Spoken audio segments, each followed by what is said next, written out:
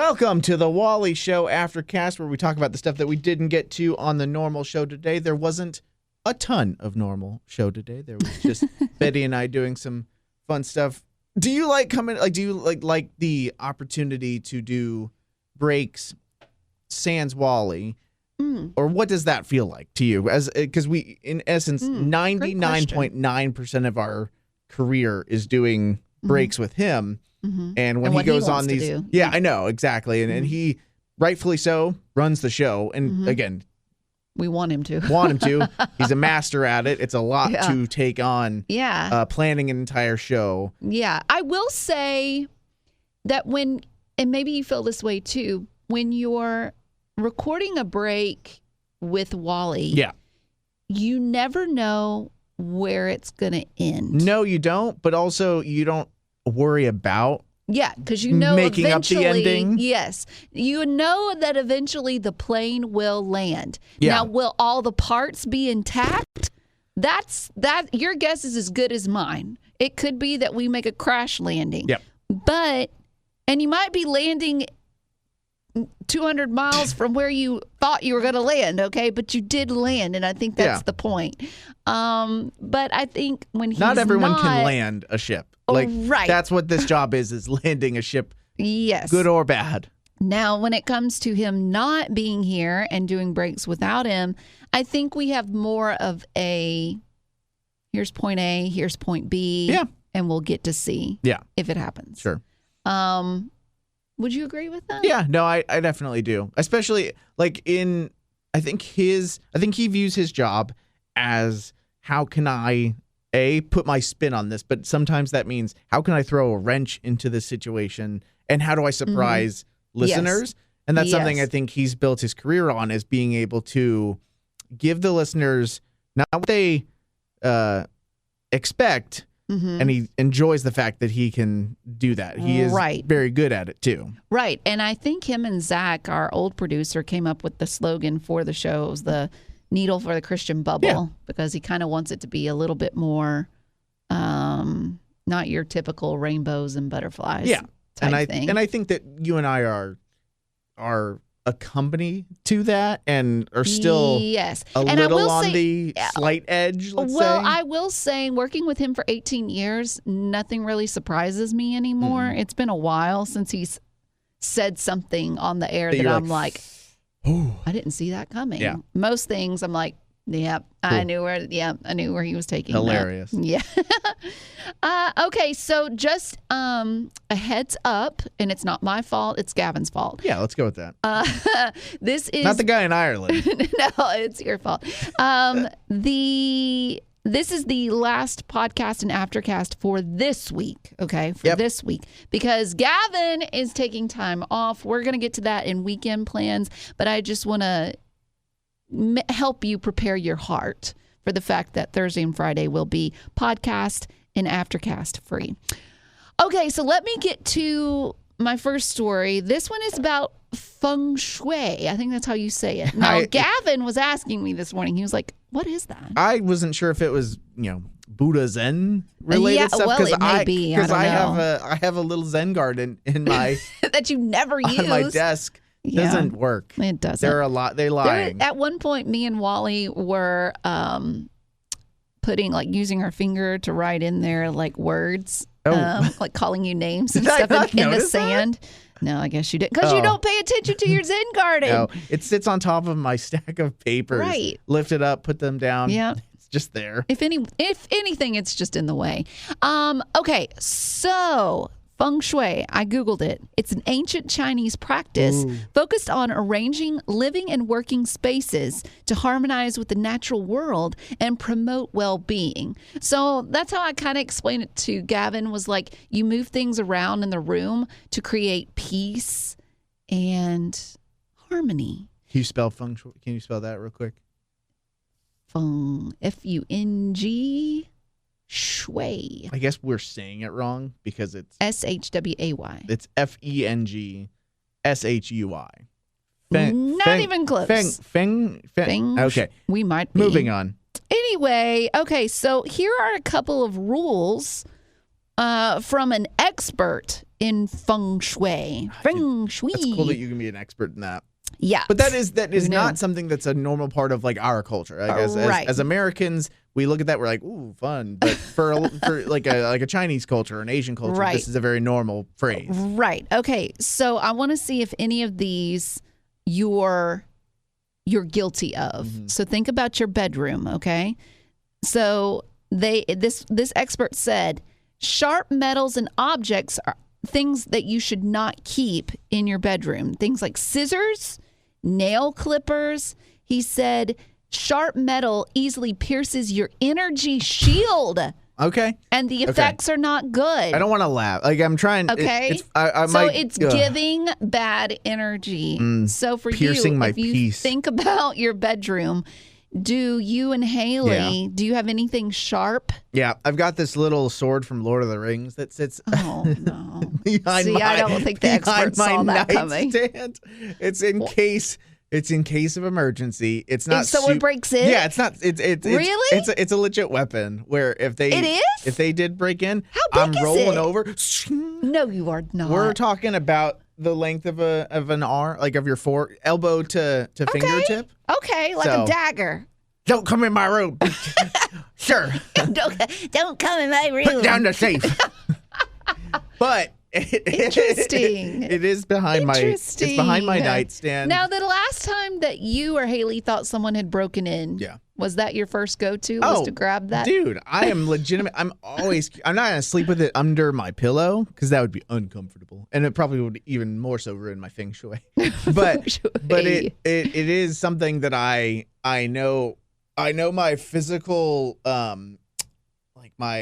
the routine of like, this is how if I'm on my back, roll to the right, reach behind, pull it out, be ready to fend off the intruder. Now let me ask you this: who hopefully doesn't have a gun.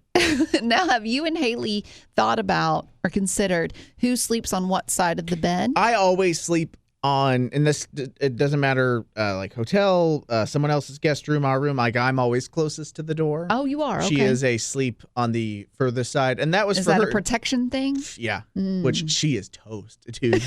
You're right. I would think that it should be opposite. It should be opposite in y'all's relationship. Yeah. Well, okay. So in my own personal bedroom, I can't think of anything that's sharp besides cat claws.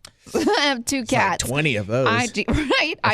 I try to clip them as probably every other week. Okay, tell me this. How hard is that? Because we used to cut my cat's nails I never did because that was just my mom and dad. I would say with Rayford Allen, it's pretty easy. With Buford, it's more of a wrestling match. But scary. well, it's not scary. It's just that it's like, no, it's just like, ugh, it's annoying. Yeah. But what I do is I get one of those really durable black clips that you typically see at an office, and I put that on the nape of his neck. Oh, okay. One of those black metal they have all that movement. Clips. Yeah. And it's somehow like paralyzes him. I'm not sure. This is what they do with the mama cats with their kittens, is like they grab them by the nape of the neck and they kind of just shrivel up. But anyways, I'll do that to Buford and it kind of settles him down enough to where I can clip his claws. Okay, moving on. Feng Shui. Stop. That was really Feng Shui. Rude. If you don't want to have murky energy in your bedroom, then don't have a trash can. Yeah. Don't have a trash can anywhere near in your bedroom. No, yeah, well, we have the one in the kitchen and the bathroom. Yeah. And Bennett's got a diaper pail in his room. I wonder if that messes with his. That might be the reason why he's not been sleeping well. His feng shui. Yeah. This expert said even if it's just crumpled up paper, he says breathing in that energy can negatively affect your health. Yeah. Oh no. Oh no. Don't do it. We don't do that. You don't have a. No. Okay. That just seems weird to keep a trash can. I agree. Only if you're sick. Yeah. And then finally, medications and medical records. He said, even in a drawer, this can affect your mood and mental state. Do you have medications and medical records near your bed? No, that's all in the bathroom. Okay. Yeah, me too. Like, I don't. Now, wait. I'm thinking. I have some Tums. I have, in the top drawer of my nightstand, I have some what is melatonin gummies? Okay, see, but and that's ibuprofen. Oh, okay. I don't know. If I should move that. I feel like, do you sleep poorly though? No. Okay. If anything, I should probably be awake more. But I just love. I wish sleep. you were awake. I just love hearing about your sleep. Oh, I'm sure you do. Anyways, if you're wondering why your bedroom is off, if it's just not giving good energy, get out the trash can, take it out, move those sharp metal objects, move your hobbit sword, move your swords, and then move the medication. Okay, let's move on to birthdays, and we have a few. Let me get to it. Okay, Michelle said, I want to get a birthday shout out. Now, this person said that Sadie, her daughter, and Daniel, her son, celebrated on the 18th. I'm not sure why we're just now seeing that. I apologize that it is belated, but here it is. So Sadie will be turning 10 on the 18th, and she is kind, sweet, and a great friend and daughter. Her brother Daniel's birthday is on the 22nd. Okay, a few days ago. And he will be 13. He is sweet, funny, and a Lego-loving guy. Nice, my man. Happy birthday, Sadie and Daniel. Ryan celebrated a birthday on the 19th. Happy birthday, Ryan. He said, I listen to you guys all the time, and I like sports. Ooh, again. Go sport ball. And then Meg celebrated a birthday on the 21st. Happy birthday. She turned 18. That's a big one. I'm excited to be an official adult. Oh, bless you. Welcome Meg. to it. You shouldn't look forward to it that much. Yeah, Meg. It's so fun right now, but once those bills start coming in, you might think, oh, no one remembers me. Everyone's forgotten me. But I tell you what, them bill collectors, they don't forget you. The IRS does not miss you whatsoever. They love you. But it sounds like she, even though she's turning 18, it sounds like she might be 88. She said, I love Jesus, my friends and family, my greenhouse job, and playing the piano. A greenhouse job? Yeah, That's greenhouse cool. job. I don't even know what that means, but it sounds cool. Okay. Dad, Mom, Lucy, Isaac, and Eli want to wish Crazy Maisie a happy 5th birthday. She celebrated yesterday. Said named Crazy Maisie by her teachers. She is a wild child who at times borders on being feral. Is often shy when meeting new people, refusing to tell... Oh, my computer. Go away. Oh, no. Refusing to tell them her name, but will growl. Wow, Crazy Maisie, get it together. Wild. Is Crazy Maisie a kid or a dog? I'm not sure. And then Ryan, once again, he wants to wish his brother, RJ, a happy birthday. He is celebrating today. He said his brother is kind and funny. Happy birthday! Happy birthday, bud. We have one from Ryan, a question. He said, are you guys going to do the Spotify karaoke feature? Do you know anything about that? No. I'm not a Spotify guy, though. I'm always down for karaoke, but I didn't know anything about that. I need to check that out. Then we have a question from Crazy Maisie's family. What is your red flag? What, for like a friend? For you. General? Your red flag. What is your red flag? I think I have mine, and I don't want to hear any comments from Peanut Gallery. Am I the Peanut Gallery? Yes. Okay. Oh, no. No, it's nothing about you. It's about me. My red flag is that I can get hangry. Oh, our red flag. I thought it was like, what's the main red flag for other people that you don't like? Okay, but your own red flag. Your own personal I've got so many options. Flag. Okay. Yeah, you Mine do get hangry. Is hangriness. Okay. If you get between me, you know what? I'm going to say nappiness too, if that's even a thing. If you get between me and food, or between me and a nap, we're going to have issues. Yeah. Okay. And I'm not saying that I'm proud of it, but at least I can name it. Yeah. I know what the issue is. An easy and solution. At least it's easily or costly solvable. if it's expensive. Well, if you throw a bag of Cheetos at me, and throw a pillow at me and call it good, I'd say I could say it could be worse. That is easier than like emotional turmoil, which you also have so much of. I have emotional turmoil? I'm just kidding. Oh. But no, like that's a lot easier than trying to maneuver through something that's hard to understand on like an emotional level. Right. Like an actual physical food need. So simple. See? So you're right about that. And the nap too. It's like, hey, just like don't irritate me during 2 to 4 p.m. because I'm going to be asleep. Because my phone is on silent. Don't even try and get to me. I'm not communicable. Yeah. Communication. You get it. Yeah. Anyway, what would yours be? It's just the bathroom thing. Like it's legitimately it doesn't go with it. No, it's a big deal. And it's something. It's a problem. Like you should see a doctor. I'm on that fitness journey right now. You're on a journey. You're in your era, your fitness era. I drink a gallon of water a day. I have that's a lot. A couple cups of coffee a day. Yep. So the intake matches the outtake. And so I will say, how many times have you gone to the bathroom this morning? And it's just now turning 8 o'clock in the morning. Let's see. 1, 2, 3, 4. I've probably gone 7 or 8 times right now. Holy Which it's legitimately something where it's like the people that are close to me understand that it's a situation.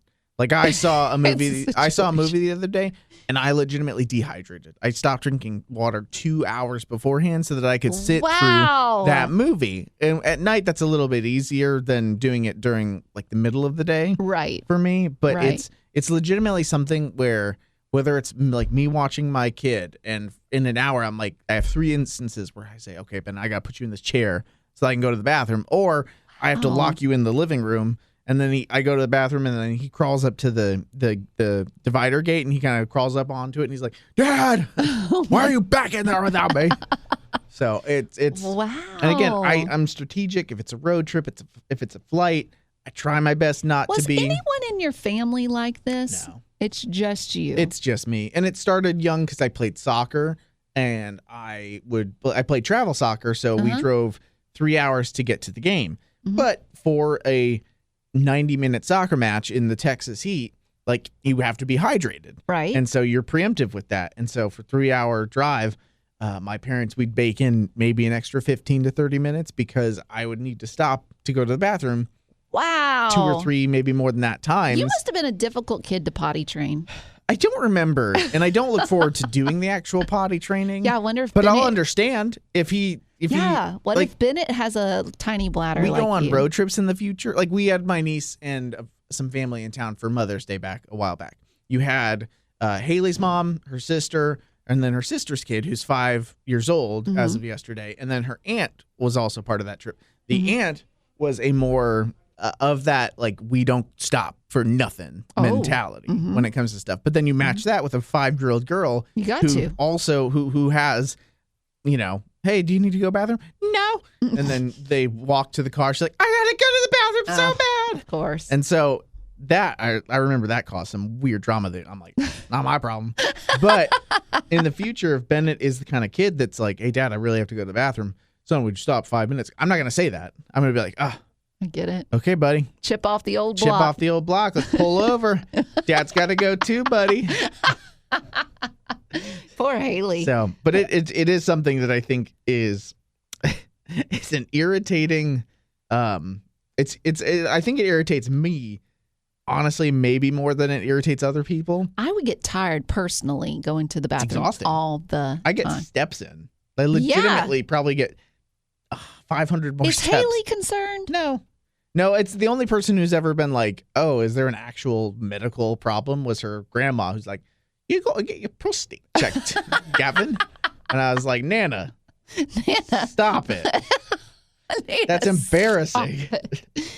Interesting. I would say, though, that is a red flag. Like, you think about, had you told us that at the beginning when you were talking about getting this job, like you could have said, listen, I have 2 main red flags. I go to the bathroom an ungodly amount of times. It is ungodly. And I own an Android. I would have looked at Wally and I would say immediate no, immediate I reconciled pass. One of those things. But I'm glad that we said yes, but I'm just saying. Thank you. But I'm just saying. Yeah.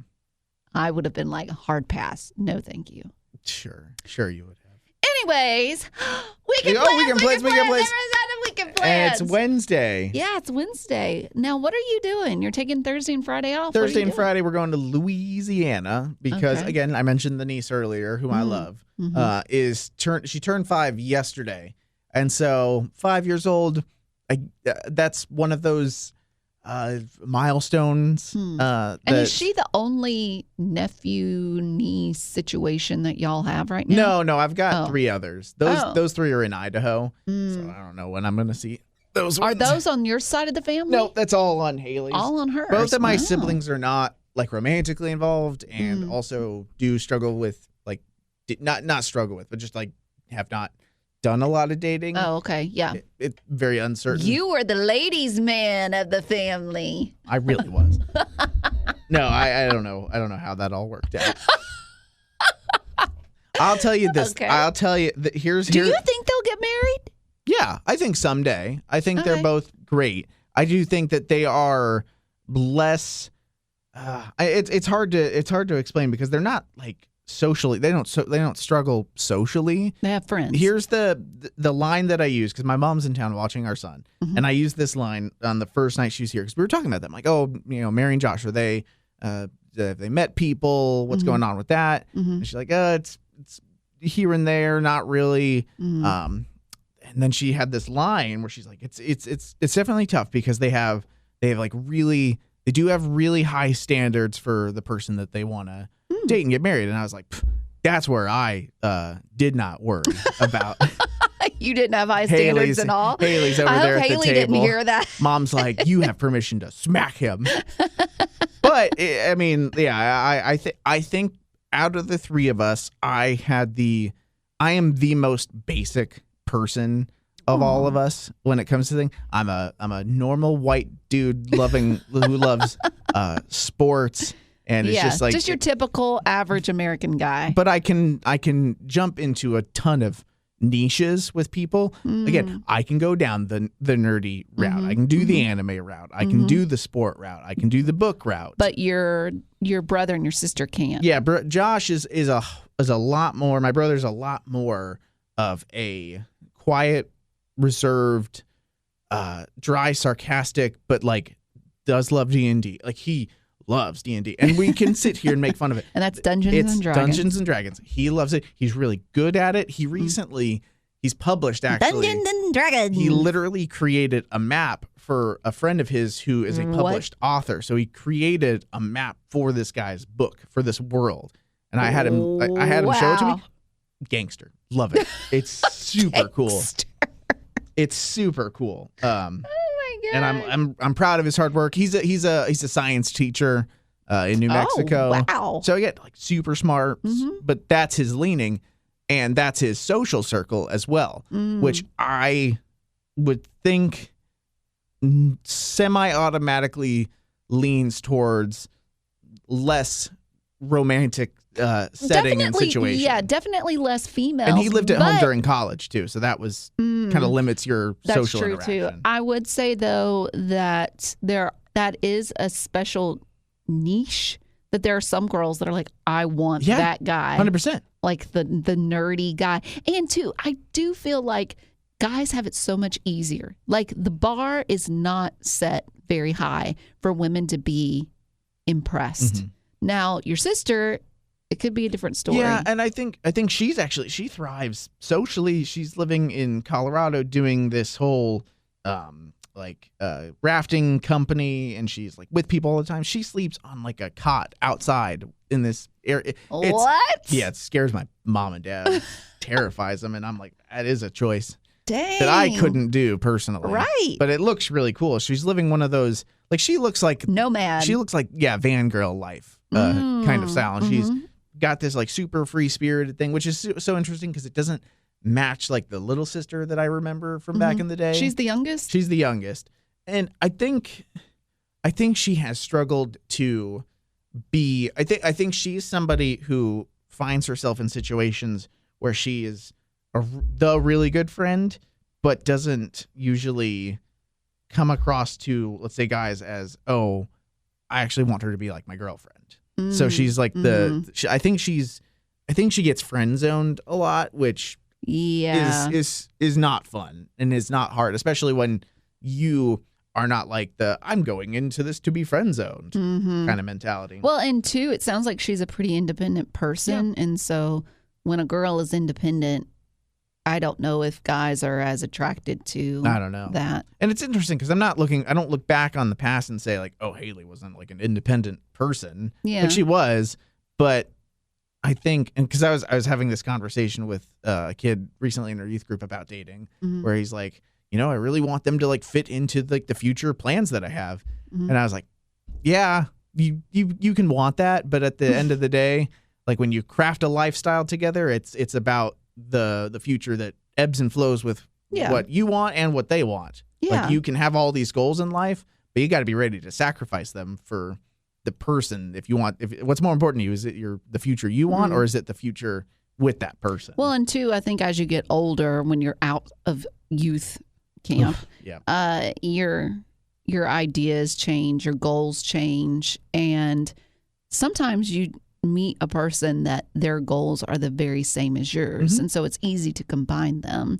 But I know when you're young, you think, no, he's got to be this, and this. So speaking of standards, now how old are your siblings? So my brother is like 20. I think his birthday is here in a few days, and I think he's turning 27. And then my sister was born in 2000, so she's turning 25 later this year. So we're all mid to late 20s now. Okay. Because I turned 30 and then she turns 25 2 days later. Got it. Okay.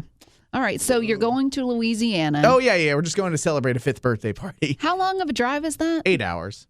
8.5 hours. Wow. So. But Haley's parents are down there. Yeah. So that's where Haley and her was sister. Born and raised. That's where I met her. That's where the sister is with her husband, her kid. She's expecting a kid in August as well. Wow. So I'm a boy or girl? It's a boy. So it'll be Bennett's first younger cousin, which is kind of neat. And also, it's like Bennett getting to spend time with some cousins, which again, he's like 10 months old. So that doesn't really matter. That'll matter more in the future. How does he do on road trips? He's a max 3-hour kid at this point. We've never done anything further than that. So what happens after 3 hours? Oh, I don't know. Oh, you haven't done this drive before? We've only done Gatlinburg, which is 3.5.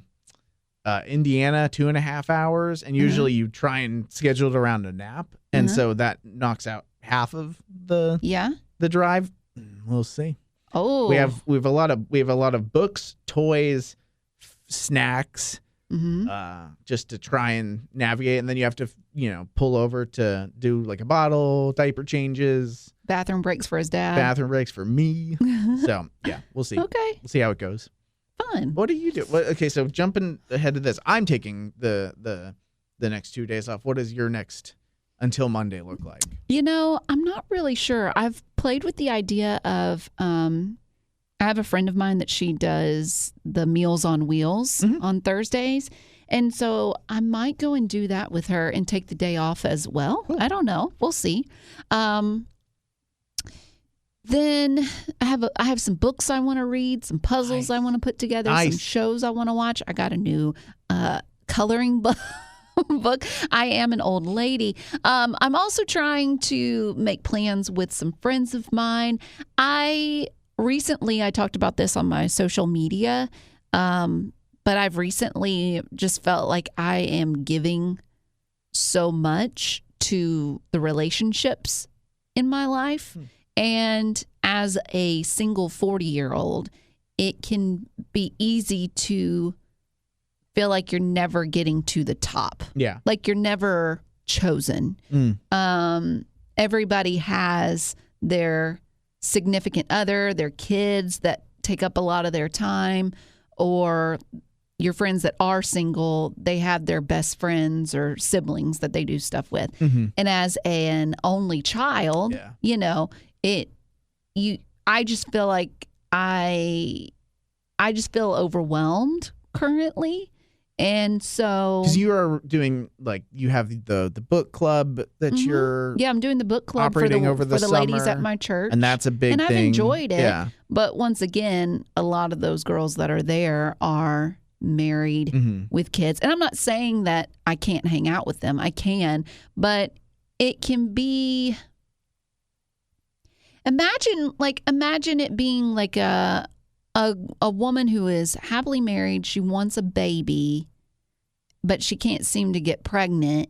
But all her friends around her have kids. Sure. So all your friends, when you go and hang out with your friends, you're constantly reminded of the thing that you want, but you don't have.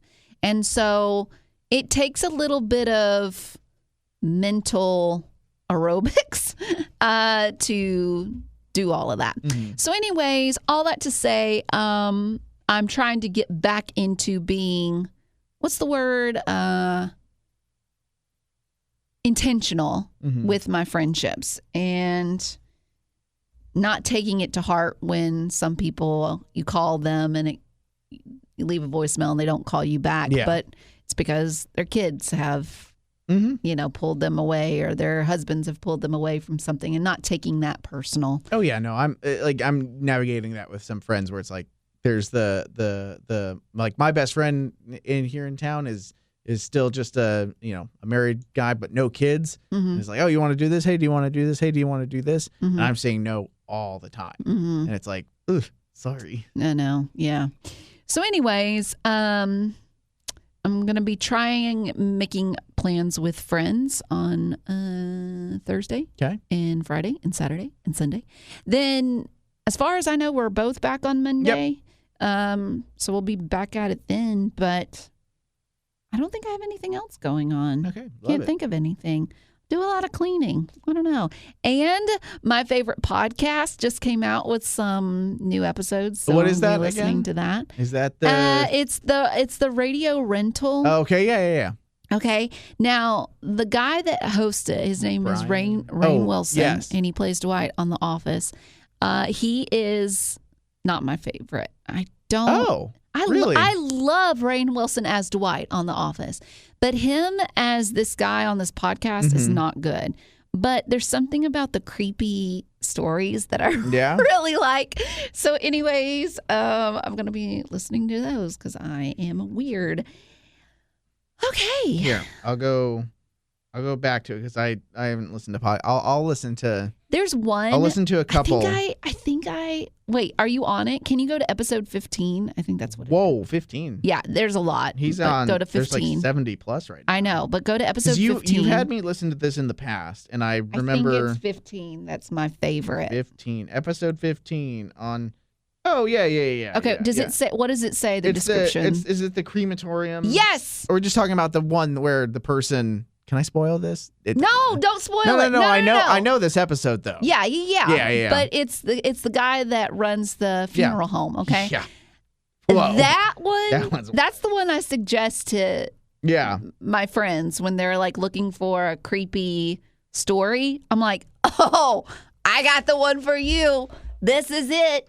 And I always want people's opinion after they listen to it because I'm like, what do you think? I don't know. It's a fun thing to come around and talk about. All that to say, Poddies, if you want to check it out, I would love for you to, and then you tell me your thoughts on it. Just email me, Betty@wayfm.com. But I will... Figure in the window? Oh, man. I will preface it with saying, listen, I realize that some of the things that Carrie Carnation, I think that's his name, or is it Gary Carnation? I don't remember. Anyways, it's not I can't think of anything that's like extremely dirty or anything like that. But I will say it's maybe needs a PG rating, okay? And I realize that. I will preface by saying I fast forward through all of Carnation, whatever his name is. I fast forward through it so I can get to the scary stories. Yeah. Anyways, that's all the main to concept. say, take it for what you will. I've said what I needed to say. Okay. All right. On that, Thanks for being a poddie. Growing up in poverty has never been easy for children, but with the added challenges of the pandemic, conflict, and natural disasters, families around the world are facing an unprecedented food crisis. Unfortunately, those who are already hungry are now even more desperate. But by sponsoring a child through compassion, you can help provide life-sustaining essentials such as food and clean water. And with your compassionate support, that child can not only survive, but also flourish. You can find out how and choose a child to sponsor when you click on the compassion banner at wayfm.com.